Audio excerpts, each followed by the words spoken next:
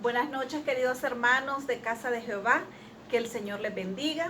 Es un gusto saludarles de nuevo como familia Córdoba. Primero, pues agradecidos con Dios porque nos tiene con bien, guardaditos en la casa, pero todos llenos de salud, y con eso podemos decir que estamos más que agradecidos y bendecidos. Esperamos que cada uno de ustedes se encuentre muy bien, que no haga falta lo necesario en sus hogares, que este tiempo lo estemos aprovechando para aprender más de la palabra de Dios, para pasar tiempo en familia, y quedémonos en casa, hermanos. Por favor, salgan lo menos posible. Nos hemos dado cuenta por las noticias de que el nivel de contagios ha aumentado. Entonces seamos responsables. Si no lo hemos hecho hasta el momento, pues yo creo de que hoy sí es el momento de portarnos bien, seamos obedientes, y primero Dios, pronto nos veremos de nuevo. Estaremos juntos de nuevo en la casa de Dios para poder compartir entre hermanos, compartir la palabra.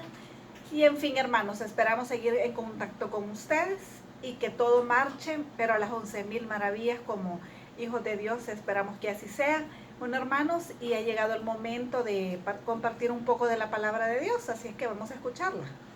Dios les bendiga, hermanos. Vamos a meditar en el Evangelio de Marcos, capítulo 11, versículo número 11. Recuérdense que estamos celebrando la Semana Santa del Señor. El día de ayer predicamos acerca de la entrada triunfal de Jesús a Jerusalén, y hoy nos toca predicar lo que el Señor Jesús hizo este día lunes allá en Jerusalén hace más de 2000 años. Fueron 2 eventos, así que vamos a iniciar con el versículo número 11. Y entró Jesús a Jerusalén y en el templo, y habiendo mirado alrededor todas las cosas, como ya anochecía, se fue a Betania con los 12. Vamos a orar. Padre, te damos gracias, Señor, por el mensaje de tu palabra. Háblanos a nuestro corazón, Padre bendito, que tu Santo Espíritu se derrame esta hora en cada uno de nosotros y en cada uno de nuestros hogares. Que los hermanos que van a escuchar esta meditación, Padre bendito, sea gratificante para sus corazones, para poder tener un buen alimento espiritual y poder crecer en momentos de dificultad. Gracias te damos, Señor, porque todo te lo pedimos en el nombre de Jesús. Amén y amén. Bueno, hermanos, resumiendo un poco, la entrada triunfal fue el día domingo, donde el Señor entra. El profeta Jeremías, en el capítulo 9, en el versículo 9, el profeta Zacarías había profetizado la entrada triunfal del Señor a través de un burrito. Eso ocurrió el día domingo. El día lunes ocurrió esto. Después de la entrada triunfal a Jerusalén, nuestro Señor Jesús visita el templo y luego pues él se va para Betania. ¿Verdad? No dice a casa de quién se fue, pero en Betania, hermano, tenía él grandes amigos.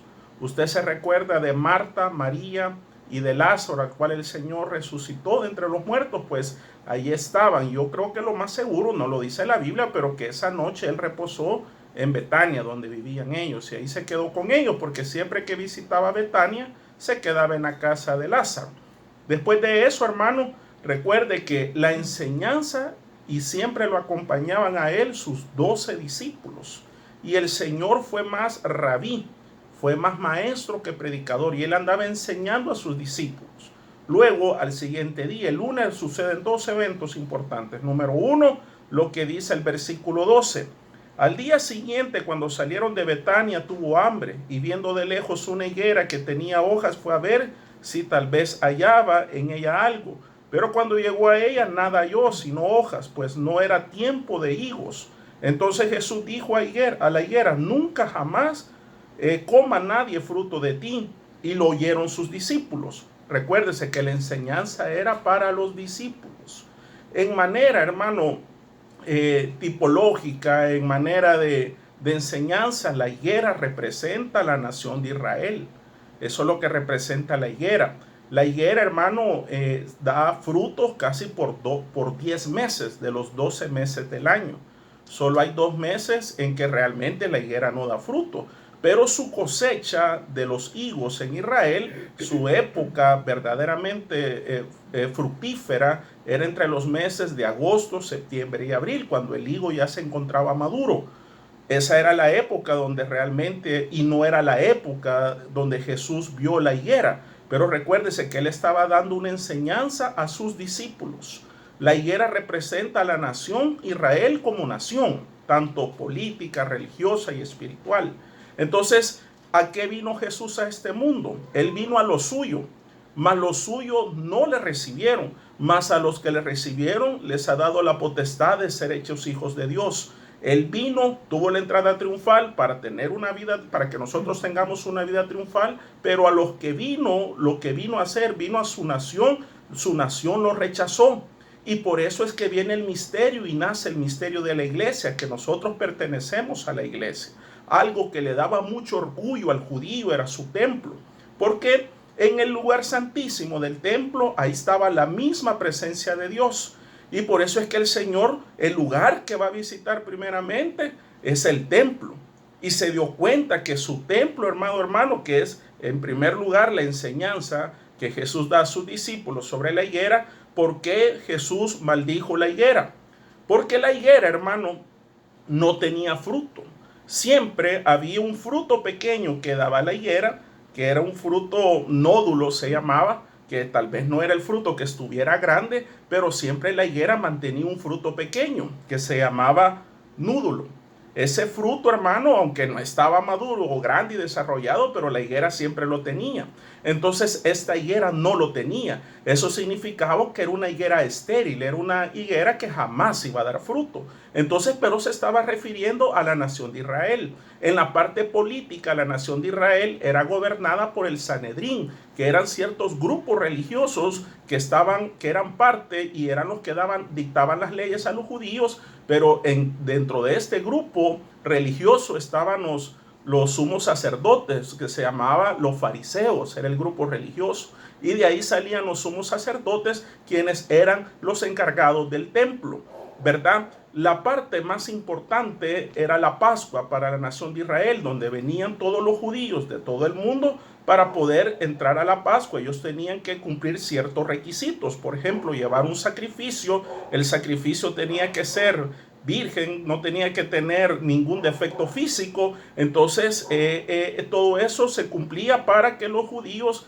tener una verdadera adoración, un cambio espiritual en su corazón, y eso lo tenían que hacer ellos todos los años, y lo hacen hasta el día de hoy, que se llama el Yom Kippur. Pero bueno, esta higuera el Señor la maldijo porque no tenía fruto, y esto tiene que ver con la enseñanza que viene posteriormente, cuando el Señor va al templo y ve que el templo estaba desordenado. En el templo, hermano, había un gran negocio, y el gran negocio era comandado por los fariseos, por el sumo sacerdote. Y el sumo sacerdote de aquella época era Anás, ¿verdad? Y después llegó su otro pariente, Caifás. Caifás era el sumo sacerdote cuando Jesús entra a Jerusalén, ¿verdad? Es el mismo Anás que días después iba a estar pidiendo que crucificaran al Señor. Entonces el Señor se va a descansar en la noche, se va a Betania, entra a Jerusalén, maldice la higuera, dándole una enseñanza a sus discípulos, ¿verdad? Porque la parte donde los judíos se sentían más orgullosos era su templo, pero en su templo, hermano, no había nada espiritual, todo era pura pantalla, todo era, hermano, pura apariencia, ¿verdad? Por eso es que los fariseos, el Señor muchas veces los confrontó y les dijo: ustedes son sepulcros blanqueados, por fuera se ven puros, pulcros y santos, pero por dentro lleven a muerte, o sea, estaban vacíos en su corazón. Por eso es que el Señor maldice la higuera, ¿verdad? Y también, hermano, cuando llega al templo, dice la palabra del Señor, mire, en el versículo número 15, vinieron pues a Jerusalén, y entrando Jesús al templo comenzó a echar fuera a los que vendían y compraban en el templo, y volcó las mesas de los cambistas y las sillas de los que vendían palomas, y no consentía que nadie atravesase el templo llevando utensilio alguno, y les enseñaba diciendo: no está escrito, mi casa será llamada casa de oración, pero para todas las naciones, mas vosotros la habéis hecho cueva de ladrones.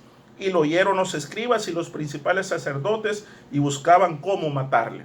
Hasta ahí quiero dejar el tema de esta noche, hermano. Definitivamente, ¿cuál es la enseñanza que nosotros podemos aprender de esto? Que el Señor anda queriendo que su iglesia dé fruto. No quiere una iglesia estéril, una iglesia que no dé fruto. Y los frutos, hermanos, que Dios ha mandado a través de su palabra son 3 frutos. Número 1 es el fruto del carácter. Número 2 es el fruto del evangelio. Y número 3 es el fruto de la siembra. Del carácter no estamos hablando del carácter si sos enojado, si sos contento, no, del carácter espiritual. Porque cuando nosotros venimos al evangelio, amado hermano, nosotros, como dice Pablo a la segunda carta a los Corintios, en el capítulo 5, versículo 17, de modo que si alguno está en Cristo, nueva criatura es. Las cosas viejas pasaron y aquí todas son hechas nuevas. Hay un fruto, hay una naturaleza, hay un carácter.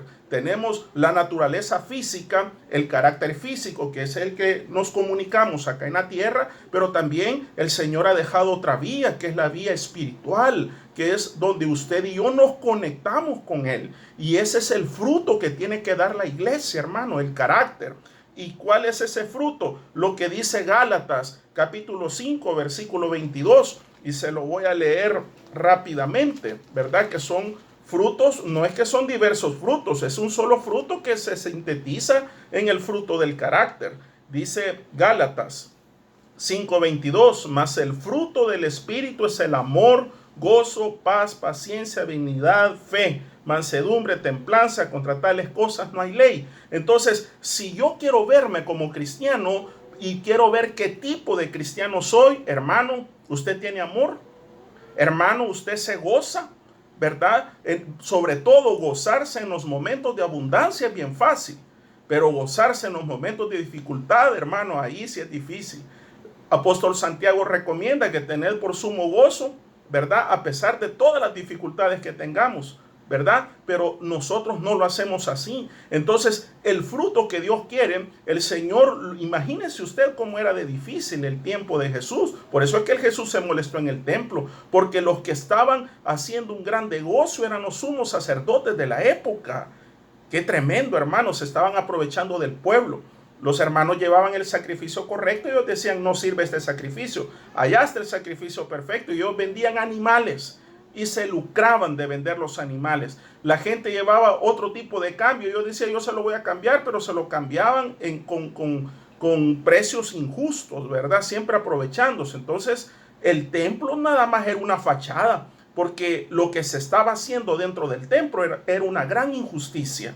Así que, hermano, el fruto que Dios quiere que demos nosotros, cada uno de nosotros, es el carácter. Y ese es el fruto número 1. Hay que tener amor, gozo, paz, fe, paciencia, benignidad, todo en un solo carácter. Y ahí es donde nosotros nos vamos a dar cuenta si la naturaleza espiritual está creciendo. Y eso es lo que Juan en sus últimos días, allá en la primera epístola de Juan, le dice a su pueblo. ¿Verdad? Que lo que más a él le goza es que nuestra alma crezca, hermano. Y eso es lo más importante. El segundo fruto que Dios quiere que dé es el evangelio.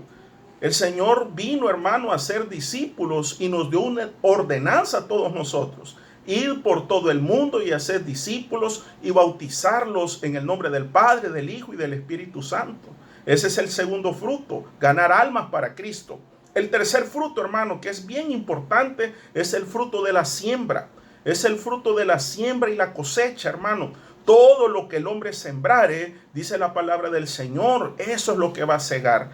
¿Y a qué tipo de siembra se está refiriendo este fruto del Espíritu? A la siembra de las finanzas. Mire, vaya conmigo, por favor, a Filipenses, capítulo 4, versículo número 17.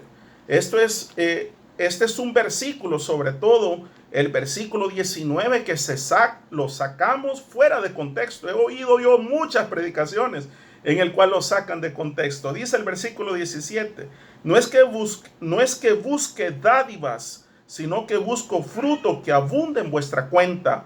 Pero todo lo he recibido y tengo abundancia. Estoy lleno habiendo recibido de Epafrodito lo que enviasteis, olor fragante, sacrificio acepto, agradable a Dios. Mi Dios pues suplirá todo lo que os falte conforme a sus riquezas en gloria en Cristo Jesús.